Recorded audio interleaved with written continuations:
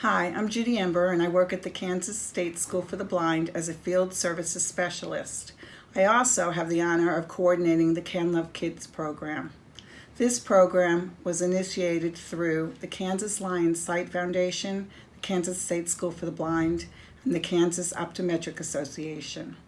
It allows affordable low vision evaluations and rehabilitation plans for visually impaired students throughout the state from birth through age 22. KSSB's outreach program has evolved over the years, and we now employ field services specialists who live and work throughout the state. They act as facilitators at the LVCCs, and the coordinator travels to the LVCCs Plus. Kansas is very fortunate to have 2 ophthalmologists and 7 optometrists throughout the state. Most states only provide low vision clinics in one location. Dr. Kendall Krug, one of the optometrists, travels to several locations, and Dr. Linda Lawrence, one of the ophthalmologists, travels throughout the state. Later in this video, she will talk about the pediatric collaboration clinics, now known as Low Vision Collaboration Clinics Plus. The names of both types of clinics were changed to better reflect the services provided and the population served.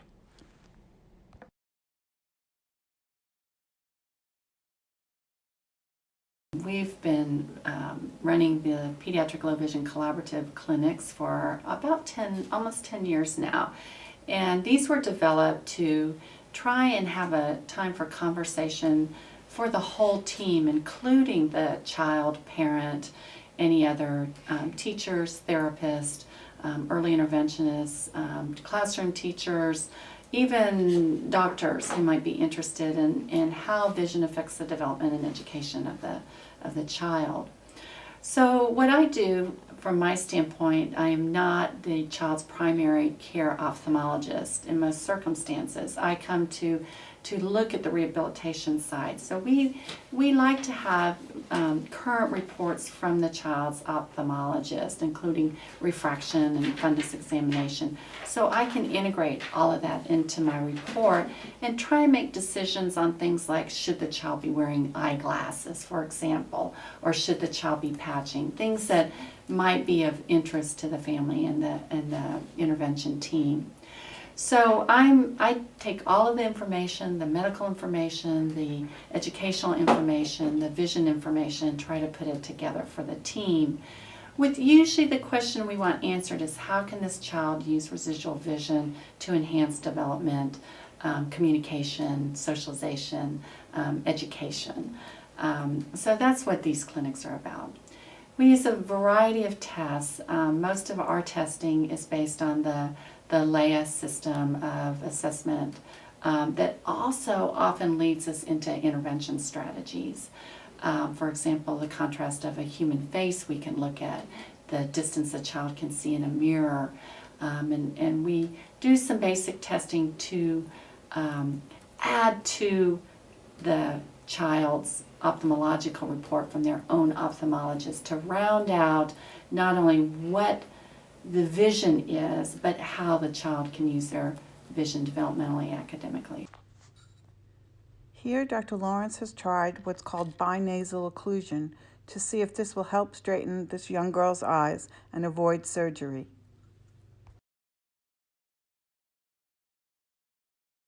My name is Jeff Gerson, and I'm an optometrist in Kansas City.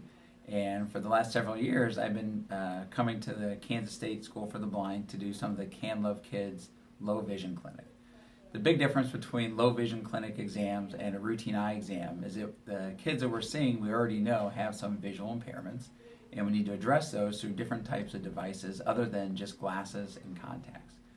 When most people go for a routine eye exam, they generally just get glasses or contacts, and that fixes their vision and really lets them do everything they need to be able to do.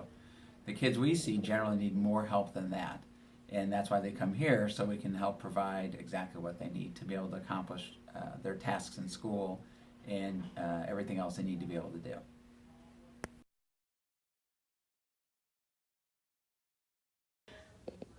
Hi, I'm Dr. Kendall Krug. I conduct low vision clinics for the Kansas School for the Blind in Hays, Kansas. I've been involved with the KanLovKids program since its inception and very encouraged and enjoy the work that I do here. The Kansas Optometric Association has been involved with the KanLovKids program from the very beginning as well. They have served as a resource to help us attract doctors to provide the low vision care for the students. They've also assisted with education programs in the past, and we consider them a very valuable partner in the team and appreciate their assistance. Sometimes a simple device like a book stand or a little portable book light can help a student perform visual tasks in the classroom and at home. The Leia Hiding Heidi test helps determine how close people need to be so a child can perceive facial features. If a child can shift their gaze or turn their head to look, then we know the face was detected. If a child smiles, they saw the face and perceived it as well. By the age of 12 weeks, a typical infant can respond to a smiling face with their own smile. The Leia Gratings is a preferential looking test that determines detection acuity. As you have seen in many of the videos, Dr. Lawrence and Dr. Kateritz are two ophthalmologists, often use many of Dr. Leia's materials. Here are just a few I'd like to explain. Here's a 3D puzzle that's used first to help children identify colors and learn the concept of same. It then progresses to black and white concrete forms, and these are all prerequisites so that the child can learn these shapes and be used later on to measure the recognition of acuity. The Leia mailbox game can be used to assess visual perception of line orientation. The child is asked to place the card through the slot horizontally, vertically, and obliquely, and the doctor can observe and see if the child is able to process what movements are needed to place the card through the slot successfully. There are many sizes and strengths of monoculars. The doctor prescribes the one with the correct magnification and field size that will enable the student to successfully use this to perform distance tasks.